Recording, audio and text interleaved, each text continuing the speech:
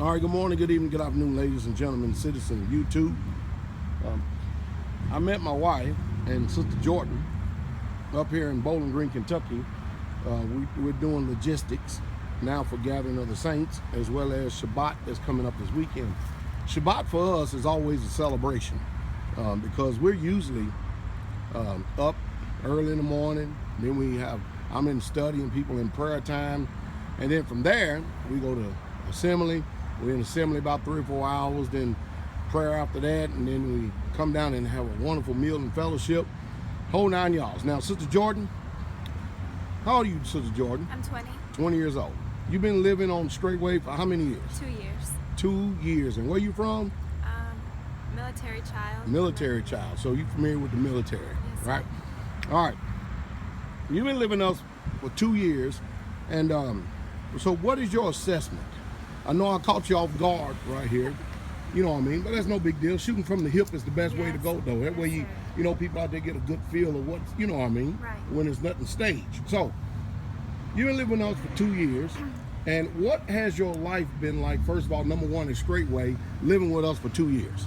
My life has been 100% better. It is so peaceful on the land, and all of the people that are on the land, we're all striving for righteousness as best as we can. My life has definitely improved since living here. All right, and also, how has the community environment been for you since being here? The community environment is so beautiful. It's definitely a place that you would want to raise your children, a place for beautiful fellowship, to build relationships with others that are following Yeshua HaMashiach as well. Well, hallelujah. And also, now you've been with us all this time. Is it not crazy when you start seeing all these visceral attacks against your pastor? Because see, unlike people out there, you are an eyewitness. You live with us, and there's a lot of people claim to be eyewitnesses, but you see the type of witness they are now. You know, they look no different than the street whores out here nowadays. You follow me? Getting tattoos and everything else, contrary to what the word says. But regardless of all that, what do you think about all these attacks that, because you've been living around me for 2 years now, right? All right. What do you think about all these attacks upon your pastor at Straightway? I personally think the attacks are very foolish.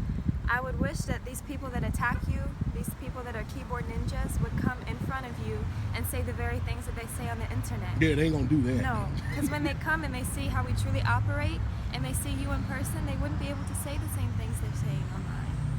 It's foolish, very foolish. I tell you, the lies are simply amazing. They're there to really truly persuade people's minds, aren't they? Yes, they are. From actually really truly coming to the truth. And then we talking about the truth of Yah, not the truth of Straightway, but the truth of Yah. Is that right? Yes, sir. How does that make you feel when your pastor is attacked?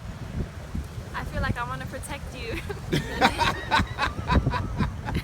I know I can't, though.